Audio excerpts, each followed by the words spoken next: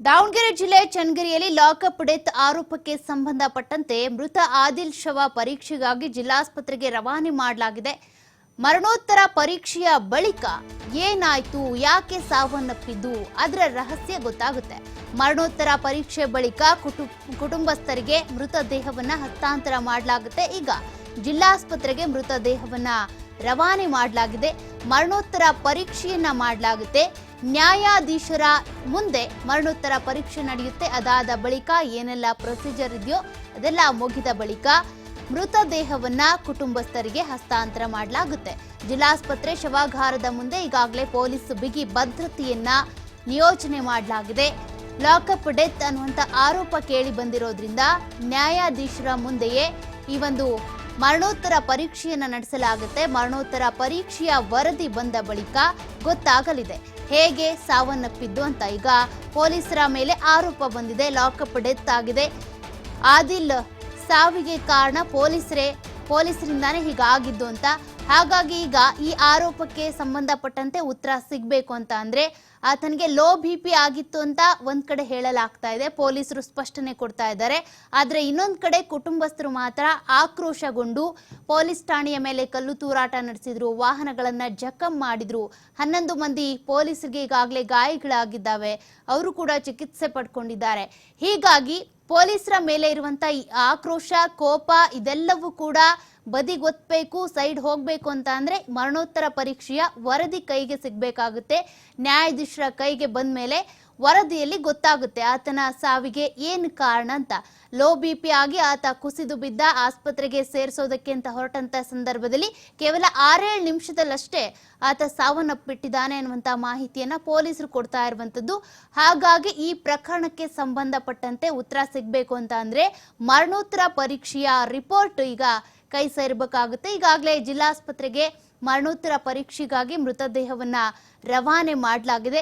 ಮರಣೋತ್ತರ ಪರೀಕ್ಷೆಯನ್ನ ಪೊಲೀಸ್ ಬಿಗಿ ಭದ್ರತೆಯ ಜೊತೆಗೆ ಮಾಡಲಾಗ್ತಾ ಇದೆ. ಮರಣೋತ್ತರ ಪರೀಕ್ಷೆ ಆದ ಬಳಿಕ ಮೃತದೇಹವನ್ನ ಕುಟುಂಬಸ್ಥರಿಗೆ ಹಸ್ತಾಂತರ ಮಾಡ್ತಾರೆ. ಈ ಲಾಕಪ್ ಡೆತ್ ಅನ್ನುವಂಥ ಆರೋಪಕ್ಕೆ ತೆರೆ ಎಳಿಬೇಕು ಅಥವಾ ಆತನ ಸಾವಿಗೆ ಏನು ಕಾರಣ ಅನ್ನೋದು ಗೊತ್ತಾಗಬೇಕು ಅಂದ್ರೆ ಮರಣೋತ್ತರ ಪರೀಕ್ಷೆಯ ವರದಿ ಬರಬೇಕಾಗುತ್ತೆ. ಹಾಗಾಗಿ ಈಗ ಪೊಲೀಸರು ಕೂಡ ಕಾಯ್ತಾ ಇದ್ದಾರೆ. ಆದ್ರೆ ಅದೇ ನಿಟ್ಟಿನಲ್ಲಿ ಈಗ ತನಿಖೆ ಕೂಡ ಆಗುತ್ತೆ. ಈಗಾಗಲೇ ಕಸ್ಟಡಿಯಲ್ಲಿದ್ದಂಥ ಆದಿಲ್ ಸಾವನ್ನಪ್ಪಿರೋದ್ರಿಂದ ಪೊಲೀಸರ ಮೇಲೇನೆ ಆರೋಪ ಬಂದಿದೆ. ಲಾಕಪ್ ಡೆತ್ ಮಾಡಿದ್ದಾರೆ, ಅವರೇ ಹೊಡೆದು ಸಾಯಿಸಿದ್ದಾರೆ ಎನ್ನುವಂಥ ಆರೋಪವನ್ನ ಆದಿಲ್ ಅವರ ತಂದೆ ಹಾಗೂ ಅವರ ತಾಯಿ ಮಾಡ್ತಾ ಇರುವಂತದ್ದು. ಕುಟುಂಬಸ್ಥರು ಕೂಡ ಆಕ್ರೋಶಗೊಂಡು ಪೊಲೀಸ್ ಠಾಣೆ ಅಲ್ಲಿದ್ದಂಥ ವಸ್ತುಗಳೆಲ್ಲವನ್ನು ಕೂಡ ಜಖಂ ಮಾಡಿದ್ದಾರೆ. ಕೈಗೆ ಸಿಕ್ಕಂತ ಎಲ್ಲಾ ವಸ್ತುಗಳನ್ನು ಕೂಡ ಬಿಸಾಡಿ ತಮ್ಮ ಆಕ್ರೋಶ ಹೊರ ಹಾಕಿದ್ದಾರೆ. ಹಾಗಾಗಿ ದಾವಣಗೆರೆ ಜಿಲ್ಲೆಯ ಚನ್ನಗಿರಿಯಲ್ಲಿ ನಡೆದಿರುವಂತ ಈ ಘಟನೆಗೆ ಸಂಬಂಧಪಟ್ಟಂತೆ ನಿಖರವಾದ ಉತ್ತರ ಸಿಗಬೇಕು ಅಂದ್ರೆ ಮೊದಲು ಮರಣೋತ್ತರ ಪರೀಕ್ಷೆಯ ವರದಿ ಬರಬೇಕಾಗುತ್ತೆ. ಈಗಾಗಲೇ G. ಪರಮೇಶ್ವರ್ ಅವರು ಕೂಡ ಅದನ್ನೇ ಹೇಳಿರುವಂಥದ್ದು, ಮರಣೋತ್ತರ ಪರೀಕ್ಷೆಯ ವರದಿ ಬರಲಿ ಅಂತ. ಅದೇ ರೀತಿಯಾಗಿ SP ಉಮಾ ಪ್ರಶಾಂತ್ ಅವರು ಕೂಡ ಹಾಗೆ ಹೇಳಿದ್ದಾರೆ. ಅವರಿಗೆ ಲೋ BP ಆಗಿತ್ತು, ಹಾಗಾಗಿ ಕುಸಿದು ಬಿದ್ರು, ಆಸ್ಪತ್ರೆಗೆ ಸೇರಿಸುವಂತಹ ಸಂದರ್ಭದಲ್ಲಿ ಅವರು ಸಾವನ್ನಪ್ಪಿದ್ದಾರೆ. CCTV ಕೂಡ ಇದೆ ಪೊಲೀಸ್ ಸ್ಟೇಷನ್ ಅಲ್ಲಿ, ಬೇಕಿದ್ರೆ ಪರಿಶೀಲನೆ ಮಾಡಿ, ನಾವೇನು ಮಾಡಿಲ್ಲ ಅವ್ರಿಗೆ ಅಂತ ಈಗಾಗಲೇ ಉಮಾ ಪ್ರಶಾಂತ್ ಅವರು ಕೂಡ ಹೇಳಿದ್ದಾರೆ. ಹಾಗಾಗಿ ಈ ನಿಟ್ಟಿನಲ್ಲಿ ತನಿಖೆ ಕೂಡ ನಡೆಯುತ್ತೆ. ಈಗಾಗಲೇ ನ್ಯಾಯಾಧೀಶರ ಎದುರುಗಡೆ ಮರಣೋತ್ತರ ಪರೀಕ್ಷೆಗಾಗಿ ಆದಿಲ್ ಮೃತ ಈಗಾಗಲೇ ಶವವನ್ನ ಆಸ್ಪತ್ರೆಗೆ ರವಾನೆ ಮಾಡಿದ್ದಾರೆ. ಅಲ್ಲಿ ಗೊತ್ತಾಗುತ್ತೆ ಶವ ಪರೀಕ್ಷೆ, ಮೃತದೇಹದ ಮರಣೋತ್ತರ ಪರೀಕ್ಷೆ ಆದ ಬಳಿಕ ಏನಾಯ್ತು, ಏನಾದ್ರೂ ಏಟ್ ಬಿದ್ದಿತ್ತಾ, ಲೋ BP ಆಗಿತ್ತಾ ಅಥವಾ ಬೇರೆ ಏನಾದ್ರೂ ಆರೋಗ್ಯ ಸಮಸ್ಯೆಗಳಿತ್ತಾ. ಯಾಕೆಂದ್ರೆ ಈ ರೀತಿಯ ಪ್ರಕರಣಗಳಲ್ಲಿ ಯಾರಾದ್ರೂ ಸಿಕ್ಕಾಕೊಂಡ್ರು ಅಂತಂದ್ರೆ ಆತ ಮಟ್ಕ ಆಡಿಸ್ತಿದ್ದ ಅನ್ನುವಂಥ ಆರೋಪದ ಮೇಲೆ ಆತನನ್ನ ಪೊಲೀಸರು ಎಳೆ ತಂದಿದ್ರು, ಆತನನ್ನ ತನಿಖೆಗೊಳಪಡಿಸಿದ್ರಲ್ವಾ. ಹಾಗಾಗಿ ಆತನಿಗೆ ಒಂದಷ್ಟು ಭಯ, ಆತಂಕ ಶುರುವಾಗಿರುತ್ತೆ.